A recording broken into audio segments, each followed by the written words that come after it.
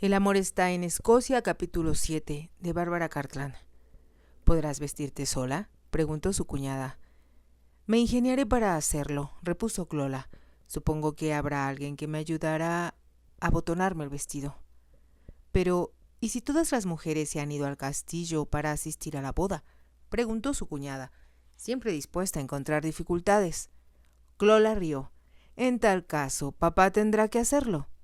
O tal vez Hamish. Su cuñada se mostró escandalizada. En verdad, Clola, dices las cosas más increíbles desde que volviste de Edimburgo. Como si un hombre pudiera comprender las necesidades del vestuario de una mujer. Clola dudaba mucho de que Andrew o cualquiera de sus hermanos, con su inveterada preocupación por la tierra, advirtieran si ella aparecía desnuda o cubierta por un costal de papas. Pero estaba segura de que, después de haberse relacionado con las grandes bellezas de Londres, quienes según los rumores gastaban sumas astronómicas en sus vestidos y en sus joyas, el duque lo vería con aire crítico. Se alegraba de que, sin importar cuánto pudiera pensar de su aspecto físico, encontraría difícil criticar su vestido. Entonces se preguntó qué esperaría él, en cuanto a apariencia, de esa mujer desconocida con la cual iba a casarse. Debió ser una impresión abrumadora para él, como lo fue para ella, el verse obligado a desposarse con una Kilcreech, precipitadamente y sin conocerla siquiera. Tal vez se sienta bien impresionado, se dijo con optimismo. De pronto, la invadió el temor que la había asediado por la noche desde que supiera lo que iba a suceder. Temor a lo desconocido, temor al hombre que no conocía, temor al jefe de los MacNairn. La esposa del ministro volvió a la habitación con timidez para ayudarle a abotonarse el vestido. Nuevamente lanzó una entusiasta exclamación de admiración respecto a su apariencia. «Se ve usted preciosa, señorita Kilcreech», expresó. «La novia más bonita que he visto en mi vida. Una digna compañera para mi señor». «Gracias», contestó Clola. «Le deseo una felicidad completa», continuó diciendo la mujer, y de pronto aparecieron lágrimas en sus ojos. «Es usted tan joven, tan hermosa como un ángel, y trae consigo la paz para nuestra gente. Dios la va a bendecir, lo sé». «Gracias», repitió Clola una vez más. Y, obedeciendo a un impulso, se inclinó y besó a la esposa del ministro. «Eso es para darle suerte a usted», dijo, «y para agradecerle sus bondades». Aún con lágrimas en las mejillas, la esposa del ministro acompañó a Clola. Afuera de la puerta de la rectoría esperaba un carruaje tirado por 2 caballos. Tenía la capota abajo, y cuando Clola subió a él, vio detrás de ella la procesión que iba a acompañarla hasta el castillo y que ya ocupaba su lugar. Sus hermanos, con Torquil MacNairn entre ellos, cabalgaban detrás de ella. Después venían el bardo, el gaitero, la guardia especial del jefe Kilcreech y los miembros más importantes del clan. El séquito era impresionante, pero Clola supo que cualquier impresión que ellos pudieran producir sería opacada por el castillo y los MacNairn. La rectoría no estaba distante del sendero que llevaba al castillo, y el camino estaba flanqueado por gente de todas las edades. Los niños sostenían en sus manos ramilletes de brezos, algunos blancos y otros púrpura, por abajo del fino velo de encaje de Bruselas que cubría su rostro. Clola podía ver a su alrededor con curiosidad. La gente frente a la cual pasaba no la vitoreaba. De cualquier modo, le habría resultado difícil hacerse escuchar por encima del ruido que hacían las gaitas. Detrás del gaitero oficial de su padre iban 12 gaiteros más, todos caminando con gran dignidad. Llevaban plumas de gallo negro en sus gorras, y sus rostros se veían escarlata mientras soplaban a través de sus flautas de hueso. Tocaron 2 melodías antes que llegaran al sendero que conducía al castillo. Entonces, cuando empezaron a ascender la ladera que conducía al castillo, los gaiteros empezaron a tocar la marcha de los Kilcreech. Era una melodía que los había conducido a la batalla por siglos, constituyendo un reto para los MacNairn desde todos los tiempos. Durante todo el recorrido, los miembros del clan de los MacNairn permanecieron silenciosos e inmóviles, viéndolos pasar. Había algo un poco amenazador en ellos, y casi a su pesar, Clola deslizó su mano y la puso en la de su padre. Los dedos de él oprimieron los de ella y Clola comprendió que, sin importar lo que todos los demás estuvieran sintiendo, él estaba feliz de pensar que los dos clanes vivirían en paz y que los McAwad recibirían su merecido. «Dudo mucho que haya vuelto a pensar en sí como persona», se dijo Clola. Se sintió convencida de ello cuando llegaron a la gran puerta del castillo, tachonada de enormes clavos, y él no percibió siquiera que ella había retirado su mano. Varios sirvientes vestidos a la usanza tradicional escocesa se adelantaron para ayudarla a bajar. Enseguida vio que la esperaba para darle la bienvenida a la alta figura del señor Dunblane, a quien ella había visto cuando visitó a su padre. Junto a él aparecía un niñito. Fue Jimmy quien se adelantó para decir en su chillona voz infantil: «Bienvenido, a nombre de mi tío y de los McNairn, señor». Habló primero dirigiéndose al jefe Kilcreech, inclinó la cabeza ante él, después inclinó su pequeña cabeza de cabellos rojos en dirección de Clola. «Bienvenida», dijo. El jefe Kilcreech inclinó brevemente la cabeza y extendió la mano hacia el señor Dunblane. Clola se inclinó para acercar su rostro al del pequeño. «¿Cómo te llamas?», preguntó. «Jimmy». «Gracias, Jimmy, por la forma tan amable en que nos recibiste. Espero que tú y yo seamos amigos». «¿Trajiste contigo a Thorkill?», preguntó él. «Thorkill está afuera». Jimmy lanzó un grito de excitación. «¿Puedo ir con él?». «Sí, estoy segura de que puedes hacerlo», contestó ella. Salió corriendo por la puerta del frente, gritando lleno de alegría: «¡Thorkill! ¡Thorkill, has vuelto!». Clola sonrió al señor Dunblane. «Está muy emocionado de ver a su hermano», dijo, «y debe ser un alivio tener a Thorkill de nuevo en casa». Al decir eso, Thorkill McNairn, seguido por Jimmy, entró. «Yo debía haber estado aquí para dar la bienvenida a la novia», exclamó en tono furioso, «pero en cambio me trajeron aquí vigilado como un criminal». Se mostraba enfadado y provocativo, pensó Clola, pero comprendía lo que debió sentir ante la prohibición de no ir al castillo hasta que todos los Kilcreech fueran con él. En realidad, era un insulto que su padre tuviera miedo de que el duque faltara a su palabra y se negara a casarse con ella. El padre de Clola hizo caso omiso ante el arranque de Thorkill. Continuó hablando con el señor Dunblane como si nada hubiera sucedido. «Lo siento mucho», dijo Clola a Thorkill en voz baja y tranquila, «pero ahora que ya está usted aquí, ¿podría decirnos qué debemos hacer?». Debido a que ella parecía necesitar su ayuda, la expresión enfadada del muchacho se suavizó. Asumiendo un aire de autoridad, dijo al señor Dunblane: «¿No será mejor proseguir con la ceremonia? Estoy seguro de que mi tío estará esperando arriba». «Sí, desde luego», contestó el señor Dunblane. «Podrías tú y Jimmy conducir al jefe Kilcreech y a la novia al salón del jefe, pero primero debo entregarle su ramo». Tanto Thorkill como Clola volvieron la mirada y vieron que un sirviente se adelantaba con un pequeño ramillete de brezos blancos, atado con largas cintas de satén y colocado en una bandeja de plata. Thorkill lo tomó y se lo entregó a Clola, con una inclinación leve de cabeza, un tanto tímida. Su padre le ofreció el brazo y empezaron a subir por la amplia escalera alfombrada que conducía al primer piso. Escucharon la música de las gaitas. Esta vez estaban tocando una marcha nupcial y al compás de ella, Clola y el jefe Kilcreech entraron en el salón del jefe. Ella dirigió una mirada rápida a un enorme y magnífico salón lleno, le pareció, de hombres que vestían el traje escocés con la lana típica de los McNairn. Mientras se movía con lentitud entre ellos, miró a través de sus largas pestañas al duque que la esperaba al fondo del salón, con el ministro de túnica negra a su lado. Después de una rápida mirada para comprobar que él estaba presente, Clola se sintió demasiado perturbada para volver a levantar los ojos. Entonces, mientras su padre y ella se acercaban más y más, advirtió que su cuñada y los hijos de ella se encontraban del lado izquierdo de la habitación y junto a ellos estaban sus hermanos y los miembros más importantes del clan. Pero los ojos de ella fueron atraídos en forma irresistible hacia el duque. Parecía todavía más espléndido e impresionante vestido a la usanza típica, como jefe de clan escocés, de lo que se viera con la ropa inglesa. Ella sintió que su corazón palpitaba con timidez y, al mismo tiempo, con una extraña emoción. Este era el hombre con quien ella se iba a casar.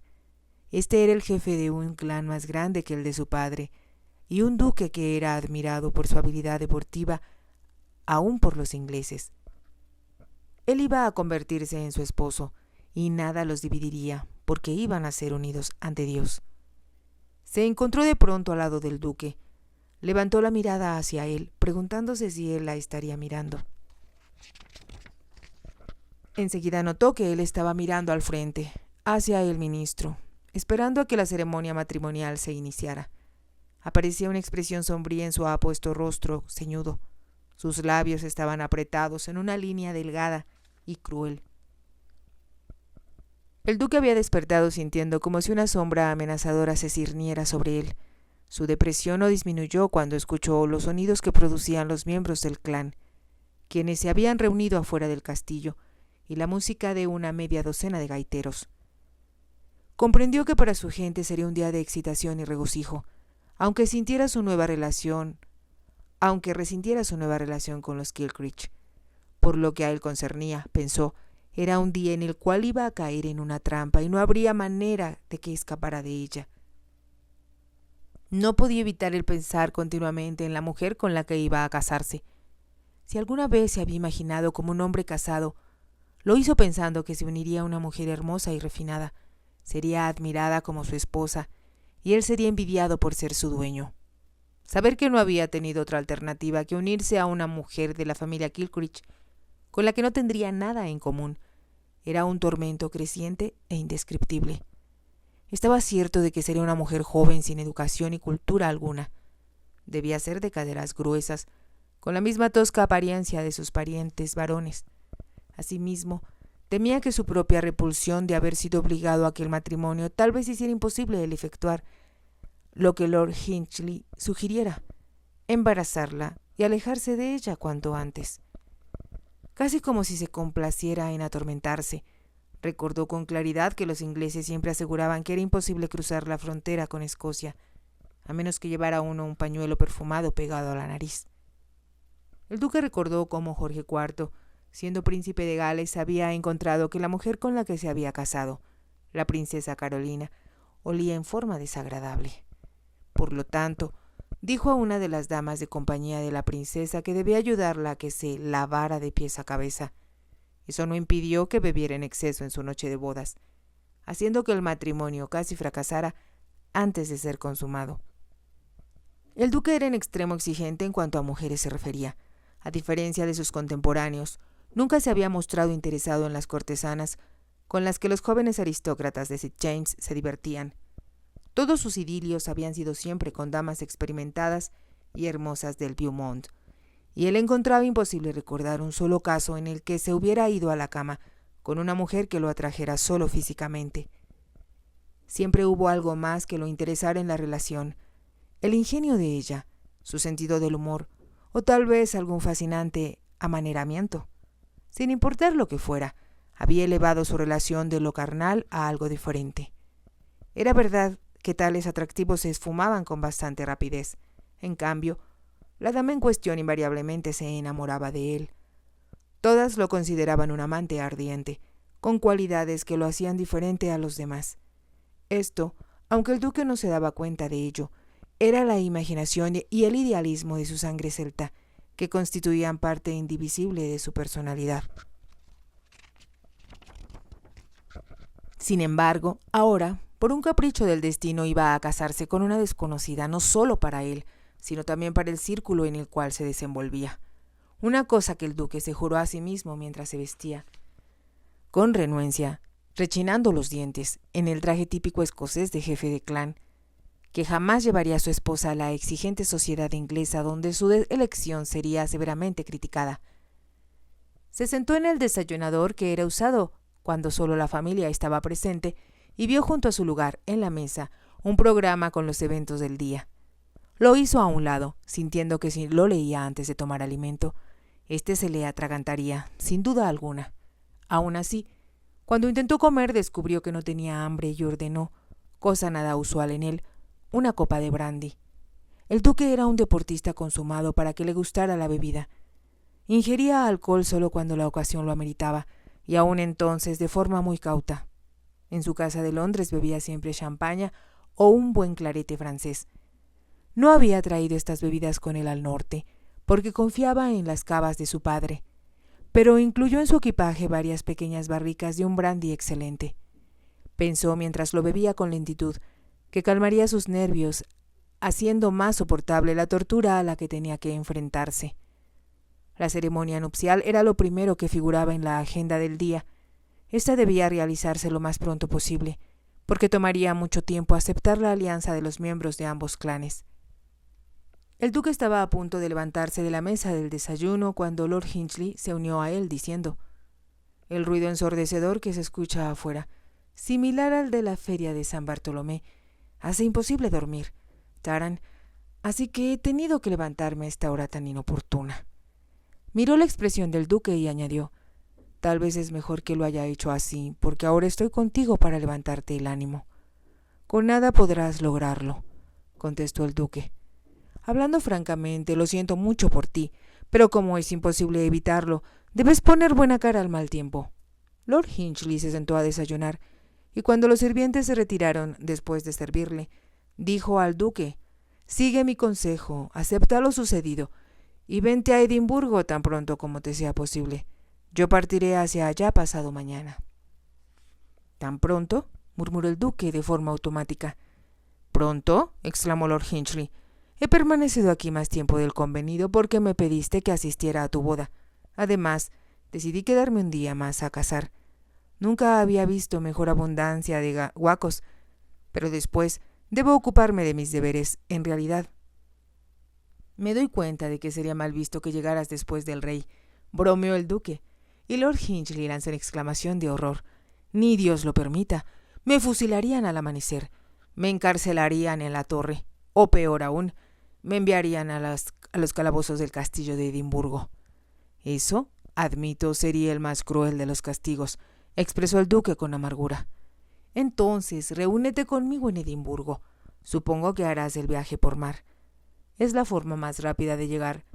Creo que Dunblane ha enviado ya a los miembros de nuestro clan, que van a representar al grupo MacNairn en el desfile de las arenas de Portobelo. Ellos, por supuesto, van a caballo a Edimburgo». «Veo que te estás volviendo un escocés de verdad», comentó Lord Hinchley, «al menos en apariencia». El duque lanzó un suspiro que, de manera curiosa, sonó como un lamento, y como su amigo sentía sincera pena por el predicamento en el que se encontraba, cambió de tema. Demasiado pronto, le pareció al duque. Fue hora de que ambos se dirigieran al salón del jefe, donde iba a tener lugar la ceremonia matrimonial. Como el espacio era limitado, solo los familiares y los miembros más importantes de los dos clanes fueron invitados a entrar en el castillo. El duque y Lord Hinchley entraron en el salón del jefe cuando todos los demás, incluyendo el ministro, ya estaban presentes. Durante los pocos minutos en que el duque tuvo que esperar, tuvo tiempo de advertir la presencia de los parientes del jefe Kilcreech y de reconocer al hijo mayor, Andrew, acompañado por su esposa. Una sola mirada a ésta le bastó para comprender con claridad el tipo de mujer con la cual lo estaban obligando a casarse. La esposa de Andrew Kilcreech tenía un rostro agradable, pero había perdido su figura después de 3 hijos. Vestía con tal sencillez que si la hubieran visto en Londres, la habrían confundido con una sirvienta. Tenía el cutis quemado por el sol y su cabello era de un tono rubio rojizo muy pálido, que no le favorecía en nada. El duque la observó y volvió la mirada hacia otro lado. A él siempre le había disgustado el cabello rojo, lo mismo si era el rojo pintado por el Tiziano, que era tan admirado en el continente, o si era el rojo más llamativo relacionado con muchas mujeres escocesas. Una vez más, sintió que todo lo que había de inconforme en él se revelaba de horror ante lo que le esperaba. Pensó en lo que el príncipe de Gales había tenido que soportar en su matrimonio debido a los hábitos poco pulcros de la princesa Carolina. El duque había adoptado, tan pronto como tuvo edad suficiente para comprender las ventajas de hacerlo, los estrictos principios de limpieza del bien Brummel. Había enseñado a los aristócratas londinenses más jóvenes, que lo imitaban porque deseaban ser admirados por él. Brummel tenía tal obsesión por la limpieza que hacía limpiar y pulir las suelas de sus zapatos y enviaba sábanas a que las lavaran en Hampstead porque sólo así, decía él, adquirían el dulce olor del aire del campo. Los franceses, que trataban de copiar su elegancia, enviaban su propia ropa sucia a través del canal para que fuera lavada por lavanderas inglesas y puestas a asolear en los campos de Hampstead. El príncipe de Gales, a principios del siglo, eliminó de hecho todas las costumbres malolientes de la generación anterior a él. Solo unos cuantos de sus más viejos amigos, como Charles James Fox y el duque de Norfolk, usaban ropa sucia y en apariencia se aseaban lo menos posible. El duque insistía en una limpieza dentro de su propia casa, comparable a la de la casa Carlton y, posteriormente, del Palacio de Buckingham y el Castillo de Windsor, cuando el regente ascendió al trono. Ahora pensó que si su esposa era sucia, además de fea, sería imposible seguir el consejo de Lord Hinchley. No querría tocarla siquiera. «Ella podrá quedarse aquí», se dijo furioso, «y pudrirse por lo que a mí se refiere». Oyó el sonido de las gaitas y comprendió que había llegado el momento tan temido. Entonces, cuando se dio cuenta de que el jefe Kilcreech avanzaba por el castillo por el centro del salón, con la novia del brazo, se percató de que no tenía fuerzas suficientes para mirar. Si te ha gustado, te invito a que te suscribas, a que me regales un me gusta y actives la campanita para que puedas seguir escuchando esta historia y muchas más. Gracias.